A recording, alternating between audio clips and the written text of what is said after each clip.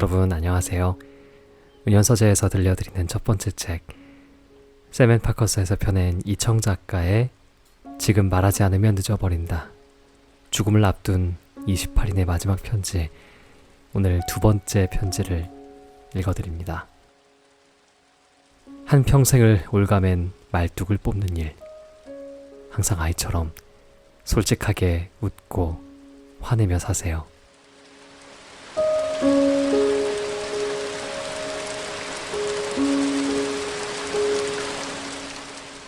안녕하세요. 제게 말할 기회를 주셔서 감사합니다. 이런 얘기는 누구에게도 할 수 없거든요. 정말 진심으로 감사드려요. 남자든 여자든 한평생 진정으로 내 마음을 이해해주는 마음속 깊은 얘기와 비밀을 꺼내놓을 수 있는 사람은 거의 없거든요. 이런 얘기는 가족은 물론 배우자에게도 할 수 없어요. 동료들에게는 더더욱 할 수 없고요.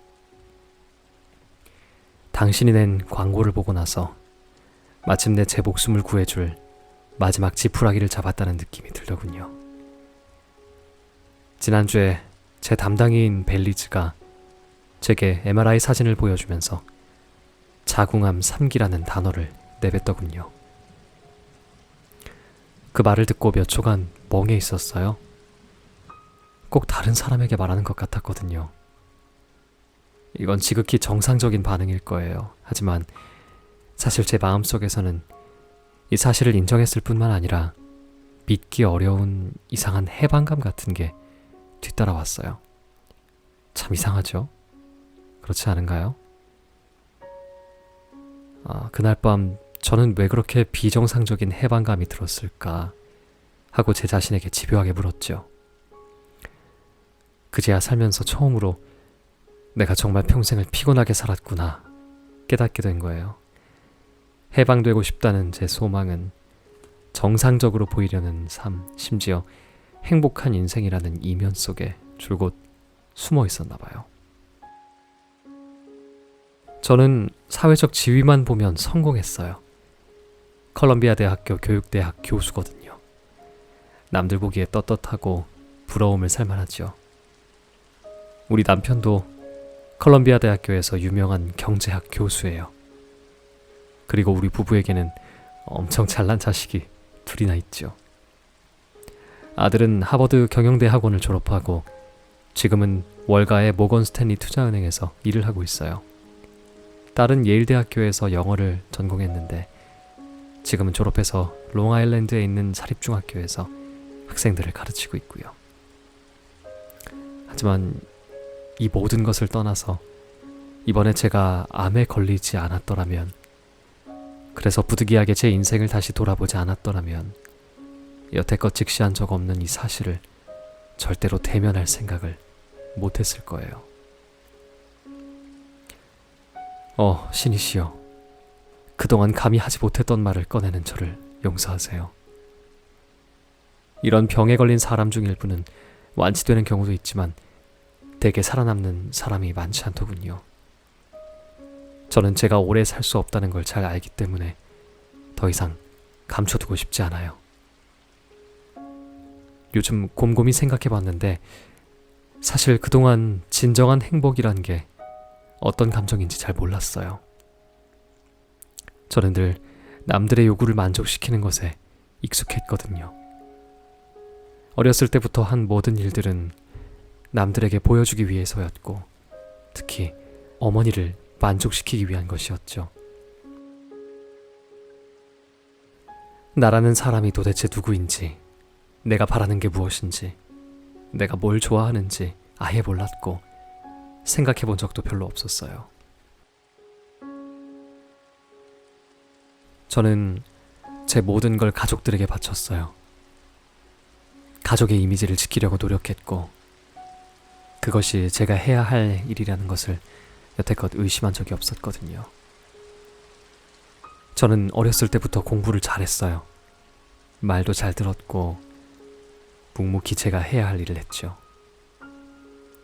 그렇다고 조금의 유머 감각도 없이 꽉 막힌 그런 사람은 아니랍니다. 제 어머니는 과묵하시고 무시무시한 분이셨어요. 제가 기억하기로는 지금까지 저를 칭찬한 적이 한 번도 없으셨죠. 어머니가 한마디만 해도 제 가슴이 철렁 내려앉을 정도였어요. 어머니의 눈에는 항상 저에 대한 불만과 경멸이 가득했죠. 외모, 옷차림, 습관, 말투는 물론 제가 하는 일 모두 다요.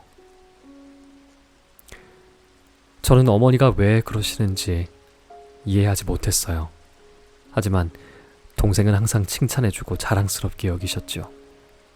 마치 자기가 낳은 유일한 아이는 동생뿐인 것처럼 말이에요.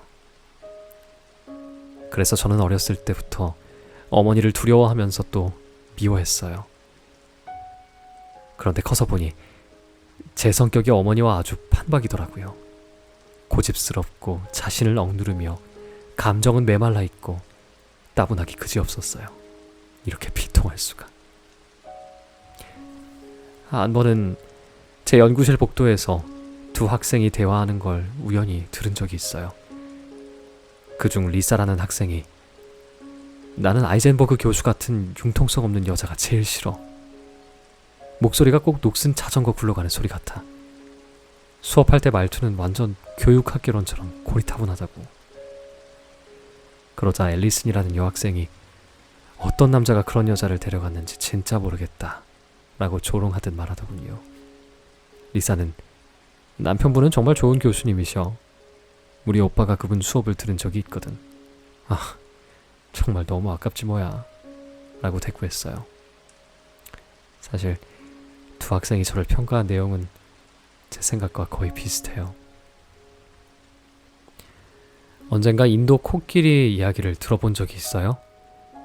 인도에서는 작은 코끼리를 말뚝에 묶어둔대요. 코끼리는 몇 번이나 도망치려고 하지만 아무리 발버둥쳐도 소용이 없죠. 그렇게 시간이 지나면 코끼리는 스스로 도망치는 걸 포기하고 주변에 사람이 있든 없든 간에 그곳에 얌전히 있게 된대요.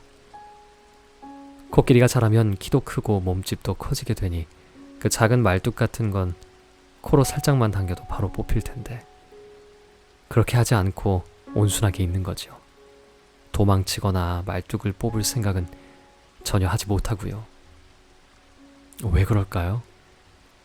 그건 코끼리가 이미 도망치는 게 불가능한 일이라고 믿기 때문이래요. 자그마한 말뚝은 아무것도 하지 않고 거대한 코끼리를 평생 제압한 것이죠. 제 인생도 그 코끼리의 삶과 비슷한 것 같아요. 지금 제 어머니는 바람 앞에 촛불처럼 노쇠해지셔서 귀도 먹고 눈도 멀었어요.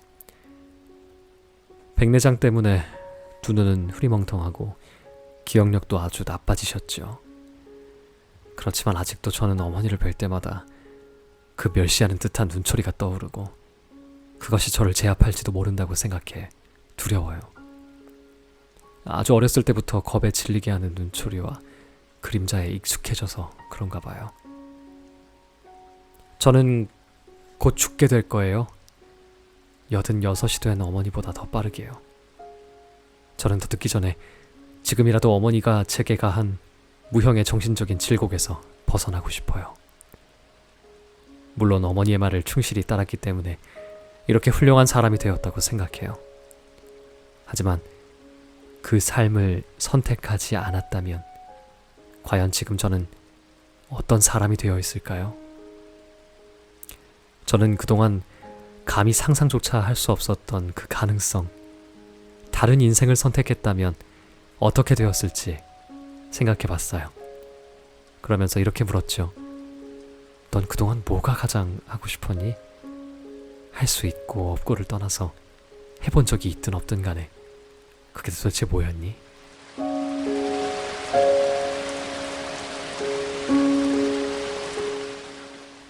어제 오후에는 병원에 갔다 돌아오는 길에 곧장 집으로 가지 않고 무작정 컬럼비아 대학교 맞은편에 있는 리버사이드 공원을 거닐었어요.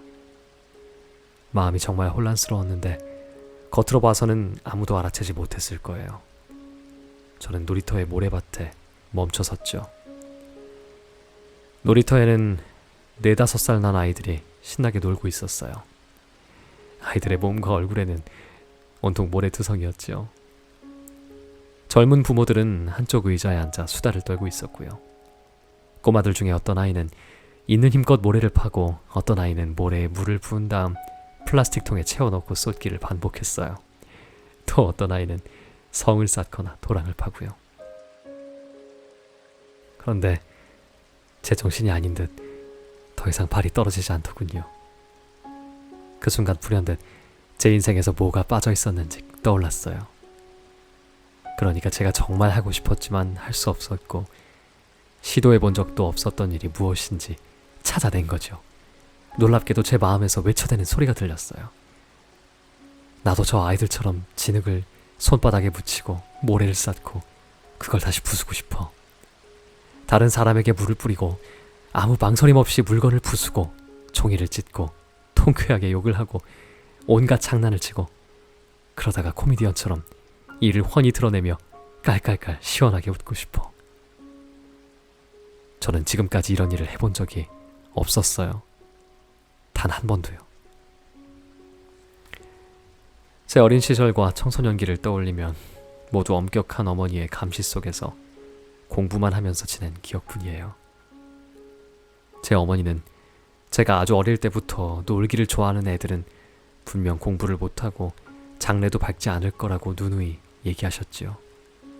제 부모님은 모두 혈통 있는 집안의 유대인이셔서 일반 유대인 가정보다 더욱 엄격하게 가정교육을 하셨어요. 제 어머니는 평생 조부모님이 아우슈비츠 강제 수용소에서 어떻게 죽어갔는지 수없이 말씀하셨죠. 특히 저 혼자 있을 때 끔찍하고 섬뜩한 얘기를 자세히도 하셔서 더 소름이 끼쳤던 기억이 나요. 어머니가 자꾸 이런 이야기를 할 때면 지옥 같은 가스실에서 발버둥 치다가 질식하고 흉물스럽게 죽어가는 사람이 제 할머니와 할아버지가 아니라 바로 저라는 생각이 자꾸만 들었어요. 그때마다 저는 얼굴이 새하얗게 질려서 거의 숨도 못 쉬고 소리조차 내지 못했는데 어머니는 왜 그렇게까지 저를 놀라게 하고 달래주지도 않은 채 곧바로 자리를 떠나셨는지 도무지 이해가 가질 않아요. 그렇게 어머니가 자리를 뜨면 저는 정원 한편에 오래된 물건을 쌓아둔 창고로 미친 듯이 달려가서 문을 꼭 닫고 입을 가린 채 한바탕 울었어요. 나중에 제가 좀 더 크고 나서는 그런 생각이 들더군요. 나치를 증오하는 마음이 나를 더 가혹하고 엄격하게 교육하는 것으로 변한 게 아닐까? 어머니는 마치 저한테 어렸을 때부터 두렵고 절망적인 경험을 해야만 어른이 될 수 있다고 말씀하시는 것 같았어요. 저는 이런 협박과 중압감 속에서 어머니의 소원을 이루어 드리려고 노력했죠. 언제나 최고의 학업 성적을 유지했고 커서는 세상 기준으로 봤을 때 확실히 성공한 사람이 되었으니까요. 하지만 행복이라는 것과는 거리가 멀더군요. 저도 인도 코끼리처럼 아주 어렸을 때 이런저런 소망이 있었던 적이 있어요. 하지만 모두 어머니의 매서운 눈초리에 가로막혀 흔적도 없이 사라졌죠. 어머니의 눈초리는 제게 인도 코끼리의 인생에 박힌 그 자그마한 말뚝 같은 거였어요. 만약 다시 한번 살 수 있다면 저는 평생 살떨리게 했던 어머니의 그 날카로운 눈빛에 반항해 볼 거예요. 늘 불만이 가득한 눈빛, 공포를 심어주었던 수많은 이야기에 대해 그만하세요 라고 말할 거예요. 그 대가와 결과가 무엇이든 간에요. 제가 뭘 원하는지, 그리고 뭘 싫어하는지, 왜 분노하는지 알아낼 거예요. 화를 내고 기뻐하는 법도 배우고요. 무엇보다 어머니 눈치를 보느라 스스로를 억압한다거나 조건 없이 타협하는 일 따위는 절대로 하지 않을 거예요. 정말 이상하죠. 어린아이처럼 모래장난하는 즐거움을 누려보는 게 죽기 전 소원이라니요. 모든 소원을 다 제치고 말이지요. 하지만 이건 정말로 제가 가장 원하는 소원이랍니다. 제가 과연 모래를 가지고 놀 수 있을지 모르겠어요. 하지만 죽기 전에 이 소원을 말하고 나니 영원히 제 인생에 박혀있을 것만 같았던 그 말뚝이 뽑힌 것 같아요. 너무 늦었지만 용기 내길 잘한 것 같군요. 오랫동안 불면증에 시달렸었는데 이제 곧 편안한 곳으로 가서 잠을 잘 수 있을 것 같아요.